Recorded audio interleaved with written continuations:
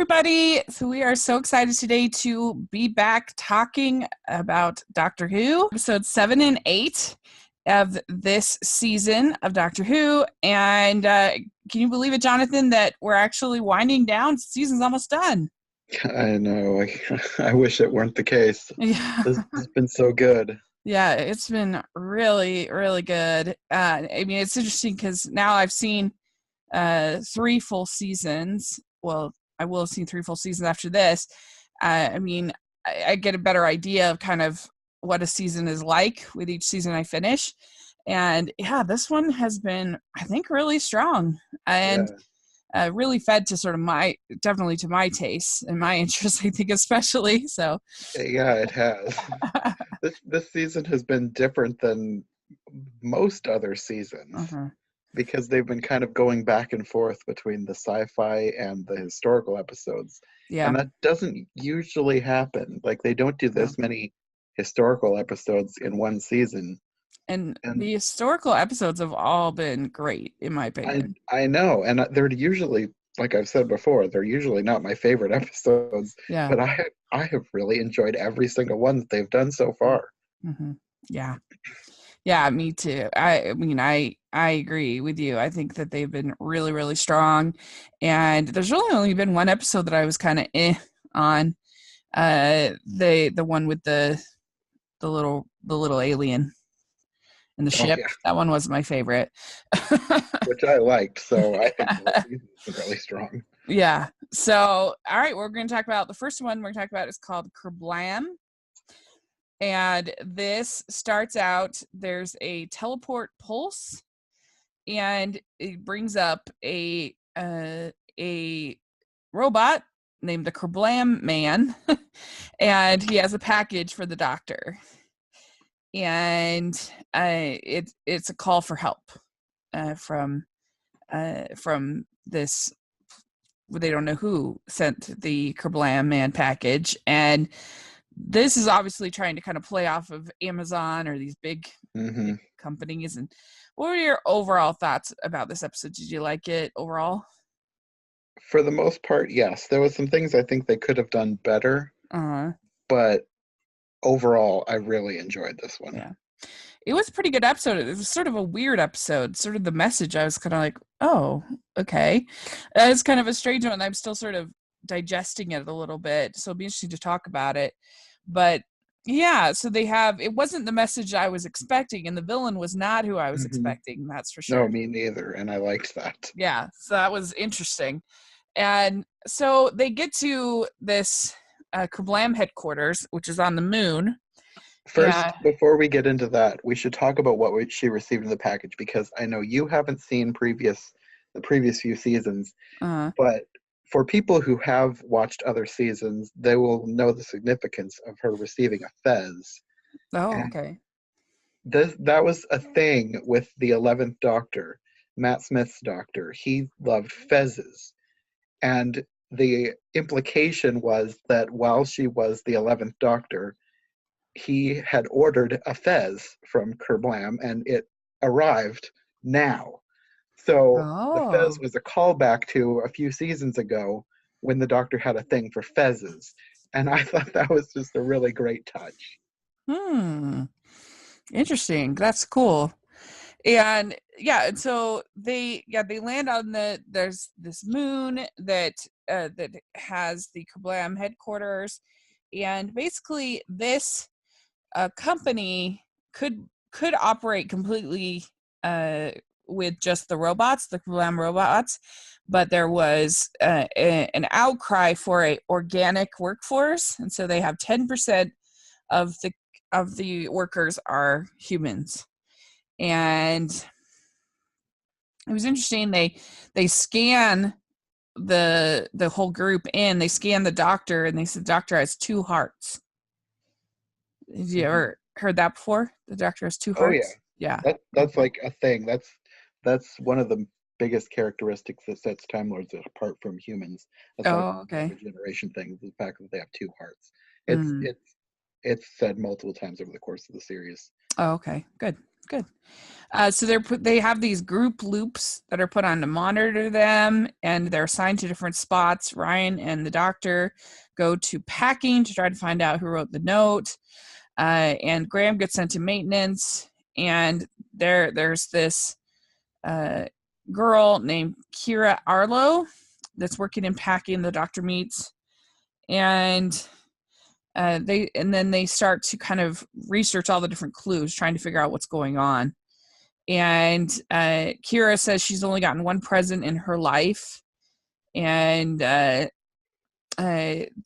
this kid named Charlie who works with Graham in maintenance. And what do you think of Charlie at first? I liked him at first. Yeah.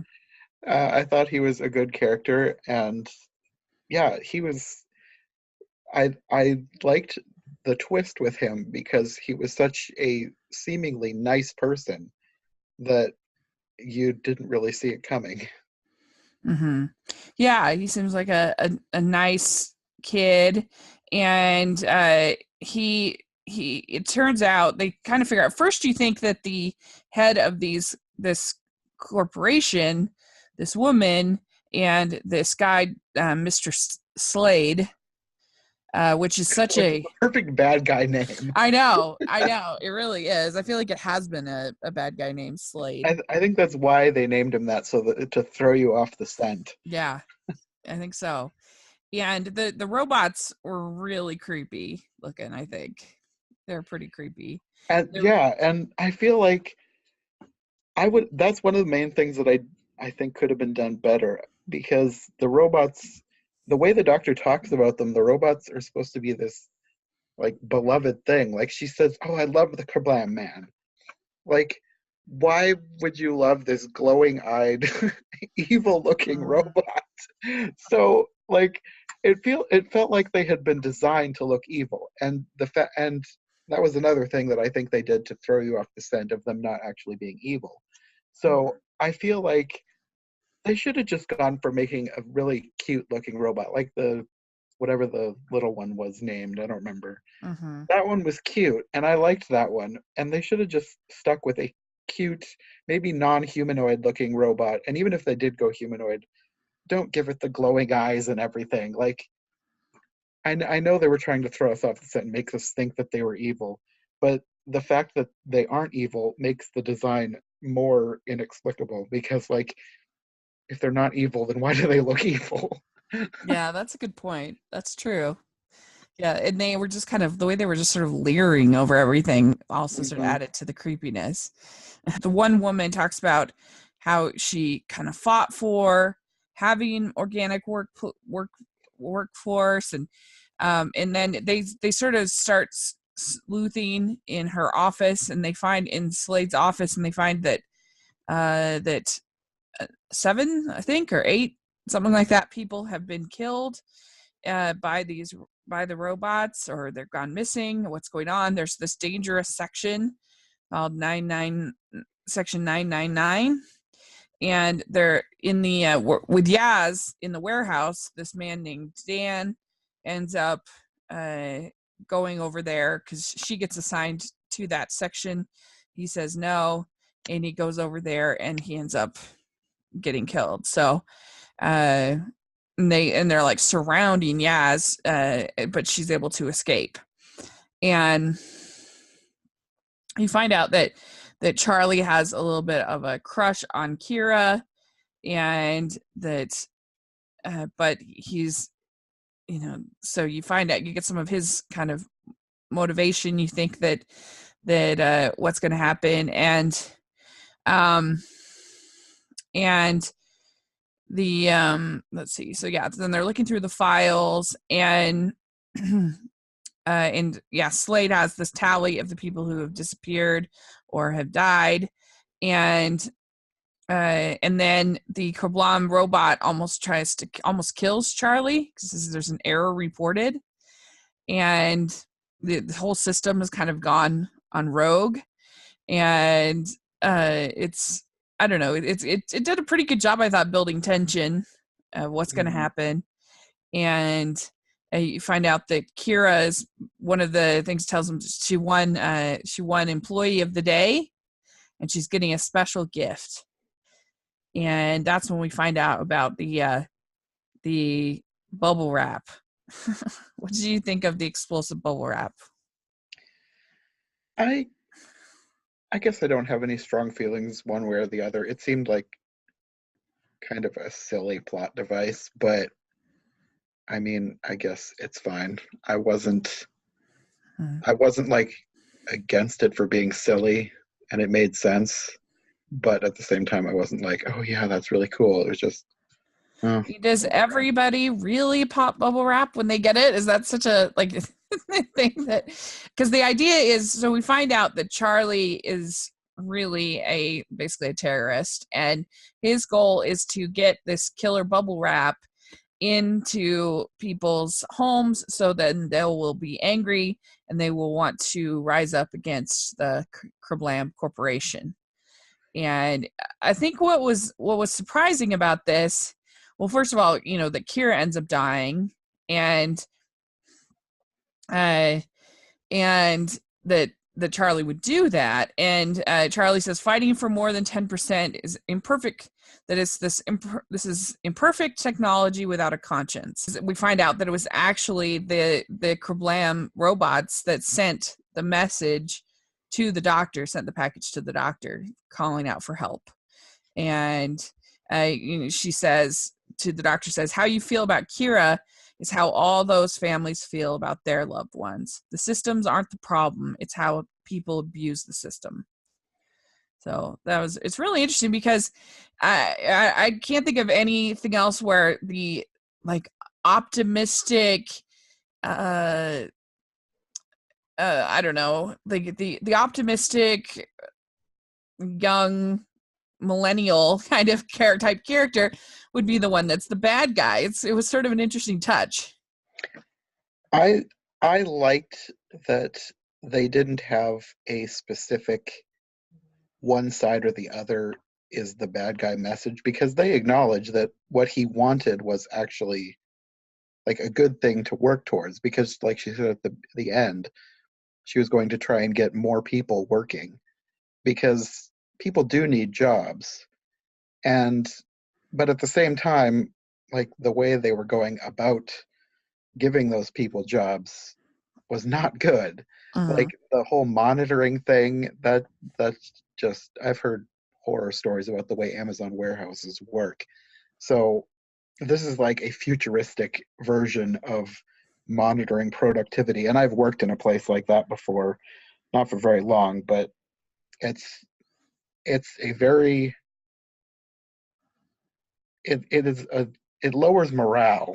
Like people hate working in places where they are monitored like that, but some people have no choice. So like both sides were in the wrong, both sides were in the wrong, but working towards the right thing in different ways, but one side took it to an extreme. And I liked that they didn't have a clear cut, this is the way you need to do it, preachy message. They were a lot more nuanced in this episode, and I enjoyed that. Because the Kerblam, actually, they're the ones that kill Kira, right? To try to teach Charlie a lesson. Well, the robots The did. robots, yeah. Like it wasn't the company or the people who run the company that did it. It was the system trying to get a hold of Charlie, because they knew that he was doing something awful, and the robots ended up doing something awful but I don't think they're robots, so they don't actually understand that what they're doing is awful. They were just trying to get to him to stop him from doing something even worse. Like there was a lot of nuance in this episode. Nothing was like one side was absolutely pure and perfect and the other side was absolutely awful. Yeah, it's interesting. In the Vulture review, they say that it says these are noble goals, and when compounded with his unrequited love for Kira, who, according to the doctor, was killed by Kerblam to teach Charlie a lesson in pain, it paints yet another sympathetic villain in a season that's been full of them. And then they said this, I thought was interesting. He says, thing is, the framework this story is draped in runs against that. Is Doctor Who really presenting us with a story in which we're supposed to feel for the corporation, while the millennial kid with dreams of making things right is the bad guy. Or is this twist actually it's brilliance, and I'm just not getting it? So I think it is, that is the brilliance. He's just not getting it. I think, Yeah. I know it's an interesting take, because sometimes the young and idealist can be the most radical and the most dangerous, for sure. No And doubt about it. everybody who has noble goals is not always correct. So I I liked that about this episode. Yeah. Like, everybody wants everything to be in black and white, like this side is wrong and this side is right. But in real life, that is rarely how it works. Like, it's taken me a long time to learn that myself. Like, everybody who thinks differently than you is not wrong outright just because they're different, they think differently than you. And the key is trying to find a balance and not turn into what Charlie turned into, which is basically a terrorist. Mm-hmm. Yeah.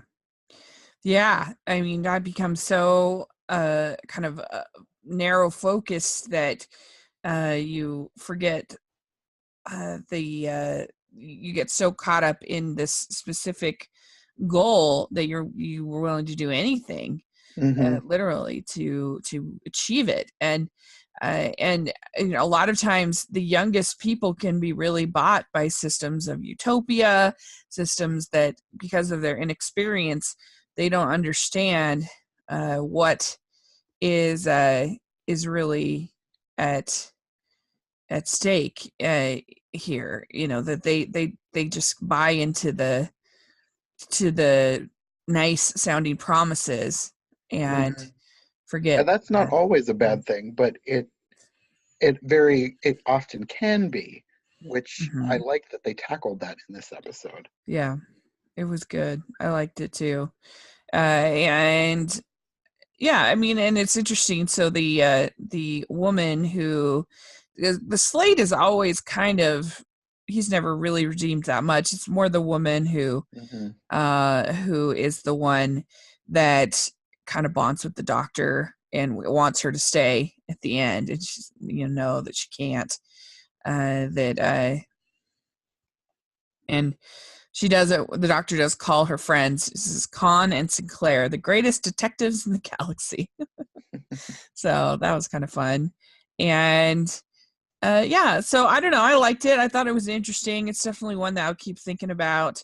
And the Kerblam orders all of the robots to open the boxes, activate, and so then they all get destroyed, and Charlie ends up dying with them as well. Mm-hmm. So, well, I mean, robots don't die, but they get destroyed. And so I guess that's the end of Kerblam. No more I, Kerblam. I don't think so. They were going to try and rebuild the company, but they were going to focus on having more people involved rather than having everything automated. Mm, okay. So, yeah, so that's interesting. And yeah, I like this one. I thought it was solid. It was interesting. And there you And go. surprising. And so, yeah, surprising. And but let's get on to the next one. The next one's the real dishy one, in my opinion. It was really good. Yeah, Okay. I figured you were going to like this one. All right. So then we get to this next episode, which is called Witchfinders. And they end up in 17th century Lancashire, a place called Bilehurst Crag, which is a great name. Bilehurst Crag. And there is a woman named Old Mother Twiston who's on trial for witchcraft. And her daughter Willa, or granddaughter Willa, says, I will still be she says to her grandmother, she says to her granddaughter Willa, says, I will still be with you in the fire, in the air, in the earth. And the doctor tries to rescue her, but she fails. And then the head of the trial, her name is Becca, and Becca Savage. It's another great name. Yeah. And That this one's on the episode, nose and for good reason this time. Yeah, It wasn't a red herring. right. And this episode was so well acted. It's definitely one of the best, I think, acting across the board. Everybody was, I thought, really great. Mm-hmm. So, and she was Siobhan Finneran, which I know I've seen her before. I think Uh, it's pronounced Siobhan because I know another person with that same name, and I was pronouncing it wrong for the longest time until I heard her oh, say it out loud. I think it is it Welsh. I don't remember, but it's pronounced something like that. Siobhan. Cool. Anyway, she was great, phenomenal as this woman who is leading the charge against Satan and against these Puritan kind of like characters, and she kills all the horses because she says horses are creatures of Satan, so she shot them all, and it is pretty pretty crazy. And the doctors, you, Mistress Savage, are without a question a murderer. And then we get Alan Cummings coming up as King James, and this was the greatest day of my life because I love Alan Cummings, and he was so good Yeah, as King James. It's amazing. I yeah. I wasn't expecting him. Like he came on, I was like, know. wait a minute, I think I know him. And I looked it up. Yeah, it is him. Yeah. Yeah, I was not expecting him to show up.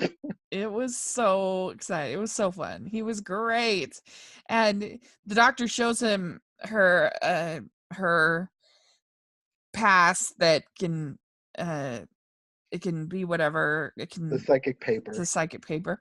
And she says, that she's a witch finder general, and he is just very like, what? Yeah, right. You're a woman. You can't be a general. So he's very, and So he the calls. uh, the psychic paper is I think they explained it in a different episode, which I don't remember if you've seen or not. I don't remember what episode exactly it Uh-huh. explained in. It doesn't always show what the doctor wants it to show. What the person it shows what the person believes or is supposed to believe or something like that. I don't remember exactly how it works. But when she showed it to Becca believed that a person with this kind of authority would be the Witchfinder General. So Uh-huh. that's what it showed to her. So then when she shows it to King James, he doesn't believe that a woman could be someone in such a position. Yeah. So it shows him that she's the Witchfinder General's assistant or second in command or whatever. Someone who does not have the ultimate authority. So I thought that that was an interesting touch that it showed almost the same thing, but not quite, and in such a way that it caused a problem for the doctor, in that he then thinks that Graham is the one in charge and not her. Right. Yeah, which is the first time that her sex as the doctor has really come into play. I feel like they've Mm-hmm. done a pretty good job of keeping the stories just good Doctor Who stories as opposed to I'm a woman stories, which I Mm-hmm. appreciate. But this I is the thought it one. made sense Yeah. for this Yeah. episode, I and I think thought so. it added to the story. Yeah. Like it wasn't just a look, now I'm a girl story. It was a story where that actually had a distinct effect on the narrative, and I Yeah. thought it worked really well. I think so too. And I mean, Alan Cummings was, I think the thing that made it so great is that it was such a dark episode that we really needed him coming in and being ridiculous, I think, to kind of work. I don't know. He just needed that. He was great. Right. When he calls Ryan the Nubian prince, that was so funny. Yeah. It just that cracked me up. He had enough sort of gravitas as well to make it work. Like he Hmm. still, you were kind of scared at him at certain points because he was erratic, and Yeah. he was he was undaunting as far as his you know conviction that all of this was Satan and everything like that. And he has all these artifacts for detecting witches that he gives them. And that was pretty fun, pretty gnarly. I know everything about Satan. Together we will find where he is hiding and hunt him out. And so we find out that Willa and Becca are cousins. And so this was her grandmother that she tried. And also when Becca is burying her grandma, the soil starts to like come alive, which was pretty gnarly. And so we kind of find out that the mud is alive, and there's these alien mud creatures. And at first I thought it was a zombie or something like that, but it was this alien called the Morax. Has that ever happened before, the Morax, or is those new? Is that I think it's new. I've never seen them before. Okay. And they just get stronger and stronger and stronger. They take out one of the king's guards named Alfonso, who tries to shoot them. And Becca says, "I have seen you. You are Satan's acolyte." And then that's when the doctor says, "Honestly, if I was still a bloke." She thinks that was good, I thought. And so, yeah, there's lots of sort of back and forth between them. They arrest the doctor at one point, thinking she's the one that's the witch. And let's see. And she says, and the doctor says, "If you want to know the secrets of the universe, start with the mysteries of the heart. I am not a witch, but if you want to defeat evil, you will have to let me go." So, and they put the doctor on the ducking stool, and he says they have it's designed to silence women who talk too much. And the ducking stool reacts to Becca's touch. Like you see, it's like a giant static shock kind of, and spark of electricity. And that's when we start to figure out that there's something special about this ducking stool. Well, And for me, that's when I started to figure out that Becca was probably not who she said she was. yeah. And so it turns out that I did like to, so that when the doctor comes back up and they're like, "Oh, you must be a witch." She's like, "No, I'm not a witch. I'm just really good at holding my breath and getting out chains." She made like a reference to learning from Houdini too, which I thought was great. Oh, yeah, that was really good. And so we find out that Becca decided to cut down this tree because it was blocking her view or something. And turns out this was that this tree was kind of the guardian of this this hill that had been a prison for these mud aliens, the Morax. And that as long as the tree was there, then they stayed underground. They stayed in the ground. But as soon as she chopped it off, then they were unleashed. And From what I could tell, the tree wasn't actually a tree. It was like a piece of alien technology that had been disguised as a tree. That was what was keeping them in there. And by cutting down the tree, it was basically like cutting a lock. And and so the mud attacked her, and it just grew and grew and grew.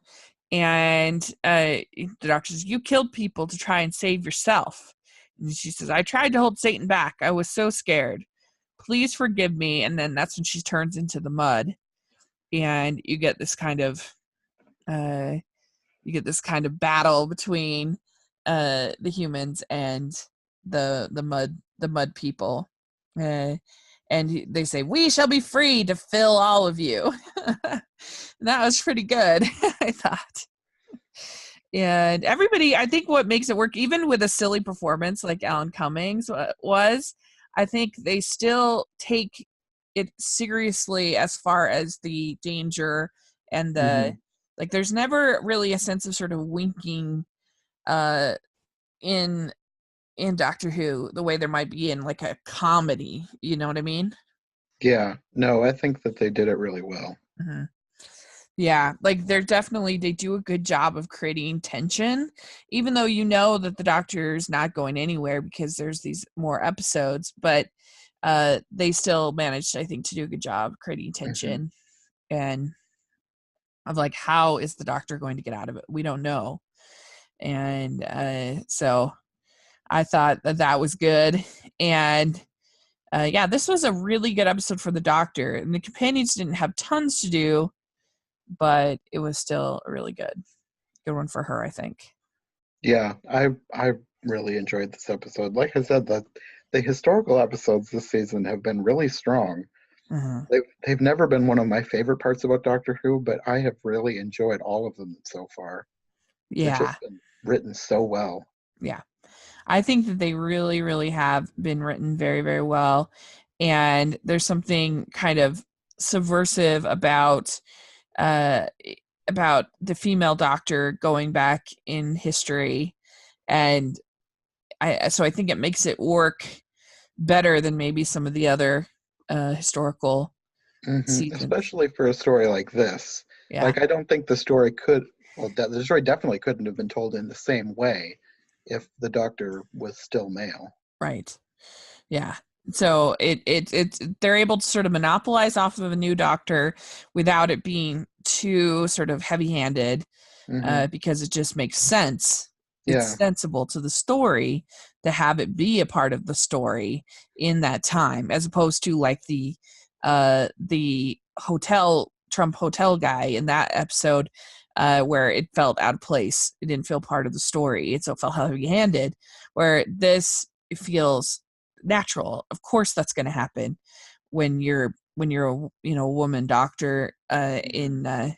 in those various time periods. Of course, it's going to be like that. So it makes a lot more sense, I think. I will And say the one thing that I feel like it didn't make sense was the fact that nobody put on period specific clothes. Like everybody was still wearing 21st century clothes. And I feel yeah, like why didn't like nobody even noticed? That was the only thing that like really stood out to me. It was like, why didn't they put on like but where would they have actual found a period? the Doctor has a massive wardrobe. Like it's been in Oh, other okay. episodes. Like in the first few seasons, every time they went to a specific time period, they went and made sure to get on the correct clothes for the time period. But they didn't in this episode. Oh, yeah, And I mean that's interesting. it worked, but still I felt like somebody should have like called out why are they dressed so weird? Yeah, that's true. Well, I think that they kind of were that they kind of maybe that added to the feeling of, oh, they're witches because look at the weird way they're dressed. But yeah, I think that that's probably true. that that they probably should have had on they should have found uh some uh some clothes. Hmm. That's a good point. Um, but yeah, I just thought this was really good. I thought all of the acting was really good. I thought that it looked pretty good. I think the special effects on the mud people was pretty solid. Hmm. Hmm. And I think that you have a pretty complex villain in Becca that she because I think the religious element adds a complexity Hmm. to her character because I think she actually really believes that it's Satan who's overtaken her. Yeah. I was kind of hoping that they would like make it more known to the people of that time that no, this wasn't Satan, but I feel like everybody still probably believed that by the end. Like, and I mean, there's not really, I guess there's not that very, there's not very much a good way to make them fully understand what exactly was going on because they have no frame of reference for something like that. Hmm. But I was still hoping that they would somehow understand by the end that no, this was actually someone from another planet and not someone from hell. I think that do you think that the king at least got a little bit of that or No, no? I don't No. think so. I felt like he still felt like it was Satan at the end. Mm. I maybe he did. I don't know, but I didn't feel like it was. like it was made clear enough to him what exactly was going Mm-hmm. on. Mm-hmm. Yeah, interesting. Which, I mean, it's fine. Like the people back then, they really would have no way of fully understanding something like that, because I don't think the concept of other planets was even Right. that widely known, especially among like more common people like that. So I mean, I guess it's fine. I just really wanted them to fully understand, and I don't think they did. Mm, that makes sense. Interesting. Yeah, I mean, I got the feeling though that at very least he'll be a little more hesitant about going after the witch hunts, but maybe not. I don't know. Who knows? I guess we'll find out if they bring him back. That would be He was so interesting if I they would love brought to him. see him back. He was so good. He was so good. So, yeah, this was a good one. I really liked it. I thought it had really good atmosphere. I thought performances were great. It had a good mixture of tone, some scary parts, some funny parts. And I just thought it had some real growth for the Doctor as a character, which I Hmm. really appreciated. And I agree with you. I think the writing was really solid. So, yeah, these are the 2 episodes, and so we have 3 more coming up, and that will be pretty exciting. I don't know, since we've been doing 2 at a time, we may just then go ahead and do 3 at a time. I don't know. We'll see how things go. Well, Uh, the other one's not going to air until next year, so we might as well do the two. oh, really? Okay. I didn't realize. The last one is the New Year's special. Right. Okay. Maybe we'll cover that special then by Yeah. itself. Great. Well, that sounds really good. And yeah, so there you go. Let us know what you think of these 2 episodes. Did you like them? Not like them? Let us know. That would be really fun. And thanks so much for coming on talking about Doctor Who. Yeah, thanks for having me. And we will have one more regular episode and then an episode covering the special. So that should be great. And so, Jonathan, where can people find you? You can find me on Twitter, Facebook, Instagram, wherever, at John J. North, and my YouTube channel is iHeart Animation. Great. And I'll have that all in the description section. And you can find me at Rachel's Reviews on iTunes and YouTube and all of our social media. So check that out and put in your reviews on iTunes. I really appreciate it. And we will talk again soon. Bye. Bye.